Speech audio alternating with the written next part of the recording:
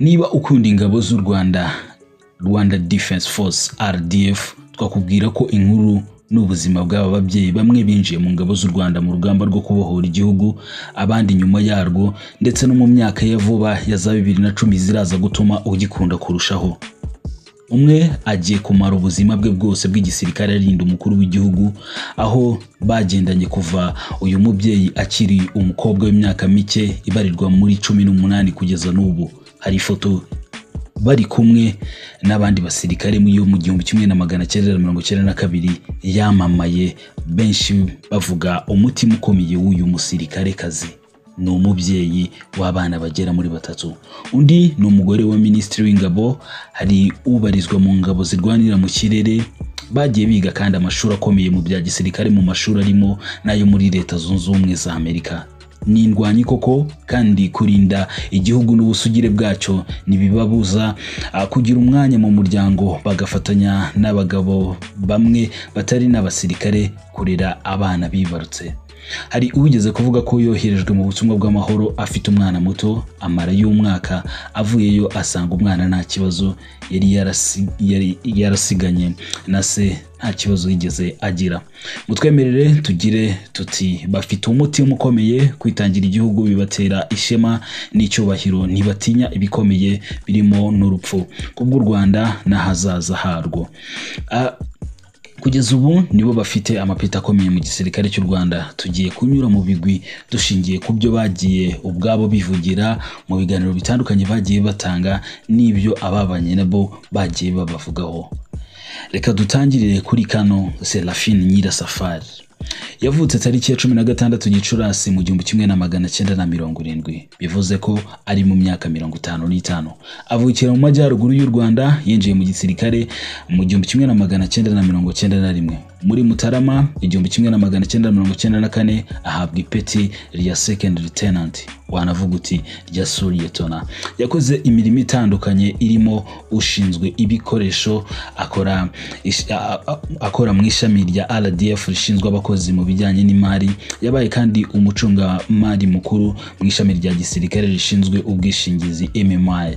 Aba umuyobozi mukuru ushinzwe ubucuruzi, ububiko n'ikwirakwizwa ry'ibicuruzwa mu isoko rya gisirikare rizwi nka Armed Force Shop.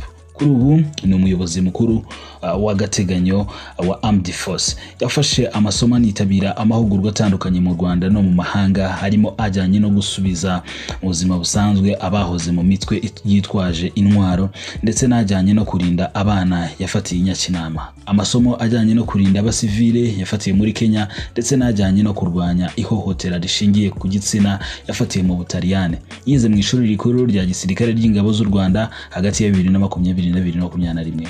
Mu bijyanye n'amashuri asanzwe afite impamyabushobozi y'icyiciro cya 2 cya kaminuza mu bijyanye n'imari yakuye muri Kaminuza y'u Rwanda, ndetse n'impamyabumenyi y'icyiciro cya 3 cya kaminuza mu bijyanye n'umutekano nayo yakuye muri Kaminuza y'u Rwanda.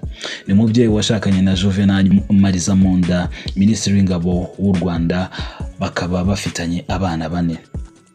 Mutwemerere tudatinze twerekeze kuri Kano Rusani Ingabire. Wanavuga ko mu bafite ipeti rya Colonel, ubwo ni ukuvuga mu bafite amapeti yo hejuru, ipeti ryo hejuru mu gisirikare cy'u Rwanda, babari n'abategarugori y'umu Colonel ari mu batoya. Ubwo amahirwe yazaga abivuga gutya ati, ubwo amahirwe yazaga avuga ko atigeze atekereza kabiri, yahise ahitamo kwinjira mu ngabo z'u Rwanda. Abihuza no kuba abakuru n'ababyeyi batarigeze batekereza kabiri mu guhagarika Jenoside yakorewe Abatutsi. Agaragaza ko umwuga w'igisirikare ari uw'abizerwa kandi ufite indangagaciro, ndetse ukaba umwe mu mirimo mu kazi kamaze imyaka myinshi mu yindi mirimo yose ku isi. Yakoreye ikosi rya kadete mu Bubiligi muri Royal Military Academy. Yahasoreje mu mwaka wa 2011, byumvikana akiri muto. Agenda ashyirwa mu mirimo itandukanye. Yakoreye ku cyicaro cy'ingabo z'u Rwanda, yakoreye Gako muri Musanze naho yarahakoreye. Yize kandi amasomo atandukanye ya gisirikare harimo nk'ayo yigiye muri Prestigious College Command and Staff College ho muri Fort Leavenworth muri Kansas muri Leta Zunze Ubumwe za Amerika. Yagiye yoherezwa mu butumwa bw'amahoro mu bice bitandukanye harimo nka Central Africa. Ibintu avuga ko bitari byoroshye nk'umugore ariko nta kidashoboka. Agaragaza ko kubohora igihugu byakozwe n'ingabo za RPA ubu zisigaye ari RDF ya none bitanga igisobanuro gifatika cyo gukunda igihugu no guhindura icyari kibi ikiza. Tudatinze mutwemerere tujye kuri Kano Bagweneza Lydia, n'umwe mu bagore bafite ibigwi bikomeye mu rugamba rwo kubohora igihugu ndetse kuva afite imyaka 18 yarindaga President Kagame. Harimo mu mafoto agaragaza uyu mubyeyi ari kumwe na President Kagame mu 1992 ari mu bamurinze hari Bushara Inyagatare. Lydia yashatse mu mwaka 2000, ni umubyeyi w'abana 3 b'abakobwa batewe ishema nawe. Benshi mu bamuzi bavuga ko agira urugwiro kandi akagwa neza. Izina ry'umuntu ni umubyeyi ukunda kuba ari mu bikorwa bitandukanye birimo President Kagame. Hari ifoto y'uyu mubyeyi yagaragaye kandi arinze President Samia Suluhu Hassan ubwo yarari mu Rwanda. Ari mu basirikare binjiye mu gisirikare bakiri bato nyuma yo kumva ubukangurambaga bw'inkotanyi bwasabaga ababyifuza kwinjira mu ngabo bakarwana urugamba rwo kubohora igihugu. Muri kimwe mu biganiro bike Lydia yigeze gutanga hari mu mwaka 2014 ubwo yari agifite ipeti rya majoro. Agaruka ku rugamba rwo kubohora igihugu yagize ati: twabayeho twicwa n'inzara mu buzima bubi, nta myambaro twabonaga, impfu z'incuzi zacu, twari tuzi ko umunsi wari wo wose dushobora gupfa. Ariko ibyo byose nubwo yabivugaga gutyo ntibigeze bava ku izima. Avuga ko yagiye mu gisirikare kubera ko yarazi icyo aharanira. Mu magambo ye ati: nabyiyemeje nkiri muto kuko numvaga mfite ubushobozi nka bagenzi banjye twari mu myaka imwe. Abakobwa barashoboye nk'abahungu bagenzi babo. Kuba yari mu bato mu ngabo zarwanye urugamba rwo kubohora igihugu akanaba umukobwa yari inkuru yahoraga igarukwaho na bagenzi be bibaza uko yinjiye mu gisirikare. Kwinjira mu ngabo zirinda umukuru w'igihugu bivugwa ko byaturutse ku munsi President Kagame mu bihe byo kubohora igihugu yamubonye akamubwira ngo naze bajyane. Kuva icyo gihe niyongeye kumuva iruhande yatangiye kumurinda bihoraho. Ni umugore ugira ukwicisha bugufi cyane ndetse abaturanyi be ngo byarabagoye kumenya ko ari umusirikare no kubyemera kuko acishije make cyane. Kano Stella Uwineza niwe tugezeho. N'umwe mu basirikare babarizwa mu mutwe w'ingabo z'u Rwanda zirwanira mu kirere. Agisoza amashuri yisumbuye yitegura kujya muri kaminuza ubwo bari mu ngando barimo babaganiza kuri gahunda zitandukanye za leta. Icyo gihe babasobanuriraga bimwe mu bibazo igihugu gifite ndetse n'uruhare rw'urubyiruko mu kubaka igihugu. Mu bahaga ibiganiro harimo abayobozi batandukanye barimo n'aba gisirikare. Ibyo bamubwiye byamukoze ku mutima, yishimira ibyo baganirijwe cyane n'abasirikare harimo abagore n'abagabo. Ingando bakoraga bari bambaye umwambaro wa gisirikare. Uyu uyu mubyeyi nk'uko abivuga avuga ko uwo mwenda atifuje kongera kuwukuramo bibaho. Yaje kwinjira mu gisirikare yoherezwa kwiga mu ishuri rikuru rya gisirikare hanze asoza muri electrical engineer. Nyuma gato yaje guhita aba officier. Yagiye akora imirimo itandukanye irimo no koherezwa mu butumwa bw'amahoro mu bihugu bitandukanye bya Afrika. Ari nako yagendaga akurikirana andi masomo atandukanye ya gisirikare. Ni umugore wubatse ndetse washakanye n'umugabo utari umusirikare. Agaragaza ko guhuza inshingano z'akazi n'iz'umuryango bisaba kwitanga, ariko kubera ubuyobozi bwiza byose bishoboka. Ashishikariza ababyeyi kumva abana babo b'abakobwa uwifuza kujya mu ngabo bakaba bamureka rwose kuko ari umwuga nk'iyindi. Mutwemerere twerekeze kuri Kano Maria Claire Muragijimana. Ni umugore wubatse ufite nk'uko byumvikana mu kiganiro yagiranye na RBA yinjiye ni umugore wubatse ufite nk'uko byumvikana mu kiganiro yagiranye na RBA ubushobozi bukomeye cyane mu gisirikare. Yinjiye mu gisirikare nyuma y'uko RDF yahoze ari RPA ibohoye igihugu.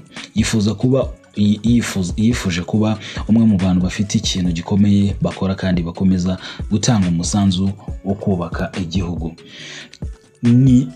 Avuga ko ari ishema rikomeye kwambara umwenda uriho ikirango cy'igihugu cyawe. Ntabwo gucika intege byatuma ugera ku cyo wifuza, niko yizera kugeraho mu mwuga wacu. Avuga ko mu mwuga wa gisirikare babatoza kugira umuhate, gukunda igihugu no gukunda igihugu cyane. Agaruka ku kuba ari umwe mu bafite ipeti rya koloneli, rimwe mu mapeti akomeye kugeza uyu munsi abari n'abategarugori bafite mu gisirikare cy'u Rwanda. Yavuze ko ari ikintu gikomeye kimutera ishema. Ni umugore ugaragaza ko inzozi zose warose nk'umuntu wazigeraho kandi uri n'umusirikare. Atanga urugero ko waba pilote, umuganga n'umudokiteri, kuri we akaba ari engineer. Agaragaza ko mu gihe cye gisanzwe kimwe mu bimuruhura harimo guhura n'inshuti ze bagasabana. Amasomo agaragaza ko yigiye mu gisirikare cy'u Rwanda harimo gukunda igihugu biruseho. Yize ko mu kazi kose ushobora kuba indashyikirwa, kwitanga kuko igihugu kwitanga nabyo ni kimwe mu byo yize, kuko igihugu kizamurwa n'ubushake n'ubushobozi bwa bene igihugu. Asaba bagenzi be gukora cyane no kwitinyuka kurushaho. Agasaba ko abatari bajya mu gisirikare bakwifatanya n'abandi kuko ari umwuga mwiza.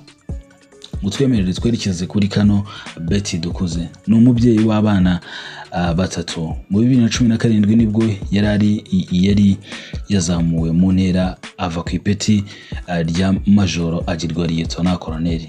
Nta kibazo na kimwe yigeze ahura nacyo mu muryango biturutse ku kuba ari umusirikare. Kuri we, uwo mwaba mwarashakanye wese ntacyo bivuze, icyangombwa ni ukubahana. Icy'ingenzi ni ukubahana. Mutwemerere tunyure gatoya mu buzima kandi bwa Colonel Belina Kayirangwa twigeze no kubagezaho mu biganiro byacu bitandukanye nka Nexus TV.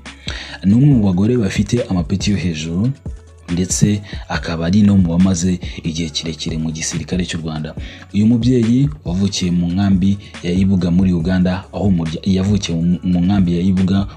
aho umuryango we wari warahungiye mu 1959. Ni umwe mu barwanya urugamba rwo kubohora igihugu. Yagiye mu gisirikare ubwo yari mu mashuri yisumbuye.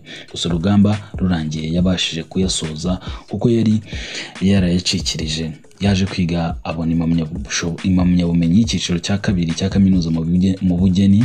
Afite kandi masters cyangwa se impamyabumenyi y'icyiciro cya gatatu cya kaminuza mu masomo ajyanye n'umutekano, byiyongera ku yandi yize ajyanye n'igisirikare mu ishuri rya gisirikare rya Nyakinama.